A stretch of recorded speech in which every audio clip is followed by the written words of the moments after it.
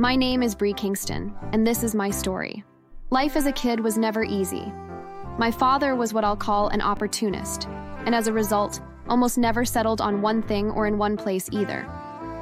My mother was a soft-spoken woman who loved him unconditionally and placed his goals over hers. A good thing for their marriage, but not for me. Dad's eye for an opportunity literally meant we were always on the move, and while it meant that I saw the world beginning from a tender age, I hated being a nomad. I felt like I was only floating. I was born in a small village on an island in the Caribbean, but before the age of 13, I'd been to several countries all over the world.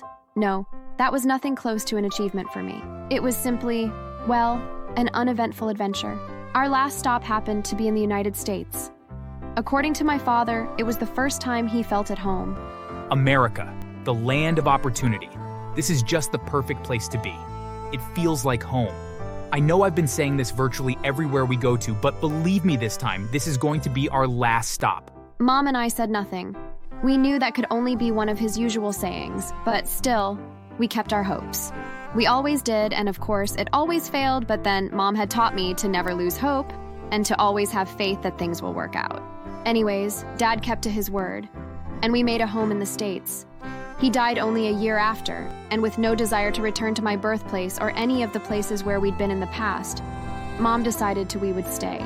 Well, that was what she gave as her reason for us staying, but the truth is, she thinks us staying is honoring Dad's wish. That woman.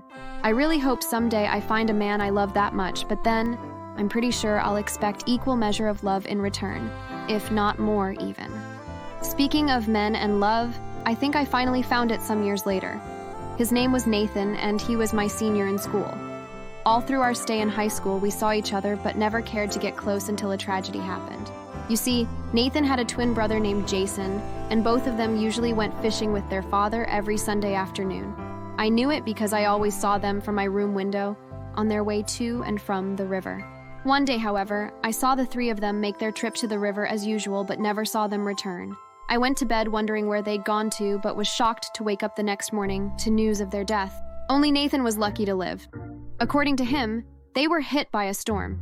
His father desperately tried everything he could to get all of them to safety, but at the end, it proved to be an impossible task. Both his father and twins sacrificed themselves to save him instead. Nathan found it hard to move on from that experience, but his mother was even worse. She seemed to be stuck in the past and unwilling to move on from her grief. With that in mind, she almost never had him out of sight unless it couldn't be helped, as in the case of him going to school. She had tried to keep him away from that once, though, and opted for a home teacher.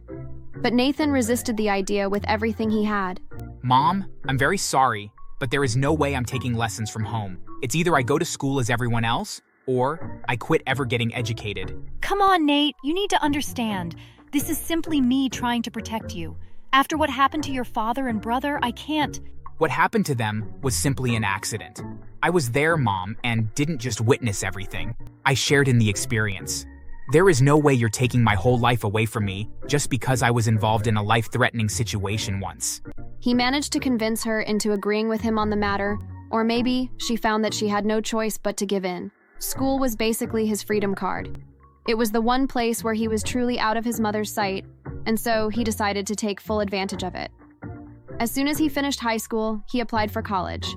He was smart and had really good results, but somehow he couldn't gain an admission in his first 2 years. Unwilling to be stuck at home under his mother's control, he took a job in a local clothing store, and that was when we became friends. It happened that I'd gone to buy a few clothes.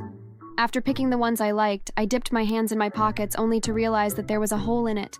All my money was gone. I was totally embarrassed by one of the store's staff until Nathan came to my rescue. Hey, what's going on here? This girl here came in with no money and pretended to buy some clothes. Who knows? She could only be trying to see what the store looks like so she can come back some other time and rob it. I think I should call the cops on her already. What would you tell them? People do window shopping most times, and it's totally allowed. There is no law against that. I'm very sorry, but I wasn't here on a window shopping trip. I swear with my life, I was here to buy some clothes for myself, but I lost my money. I didn't realize there was a hole in my pocket. I'm very sorry. Where are the things she picked, and how much are they worth exactly? Here. That'll be around $50. All right, here we go. Problem solved, right, Kat? I couldn't believe it. He'd just paid for my shopping and gave me some extra cash to use and sort my transportation expenses. I was too embarrassed to accept such a great favor, but I had no choice, and so took it with both hands. I got home to find that day, and no matter how hard I tried, I couldn't stop myself from replaying the whole situation. I sort of developed something for Nathan too, I think. In the next 2 weeks, I made it a habit to always stop by the store to greet Nathan and also buy a few clothes. I don't know if it was me trying to prove to his colleague that I could afford it or just me using that as a means of seeing Nathan every day. He was cool and friendly. I graduated from high school that year and was lucky to gain admission instantly into college. It was the 3rd year since Nathan had graduated from high school, and it proved to be 3rd time lucky for him. We were both surprised and excited when we met each other on our first day in college. What are you studying here? Accounting and business. What about you? I swear you're not going to believe it. Accounting and business. The encounter at the clothing store was a soft knock on the door. Becoming course mates was bringing down the walls. Nathan and I became instant best friends in school and almost never got out of each other's sight. I'd always liked him, but spending more time around him made me love him, but I never said anything about it, nor showed it. Call me crazy or what? But my personal philosophy about love and romance was to have the guy express his feelings first. Anyways, I think he felt the same way for me. He showed it at every given opportunity, but he seemed scared and didn't really open up to me. I think it was a feeling of insecurity and fear of getting turned down by me.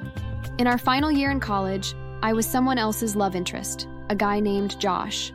I think Nathan felt threatened about him and resolved to take his shot no matter the consequences. Hey, Bree, what's up? Are you free tomorrow evening? I don't think so. Josh asked me out to dinner with him.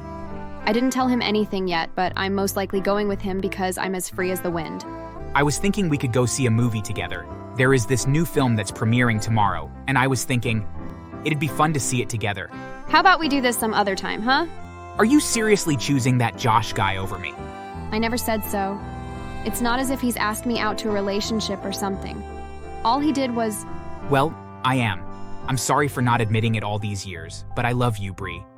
I don't know if you share the same feelings for me, but I'll truly choose you if I was given just one shot at this whole thing.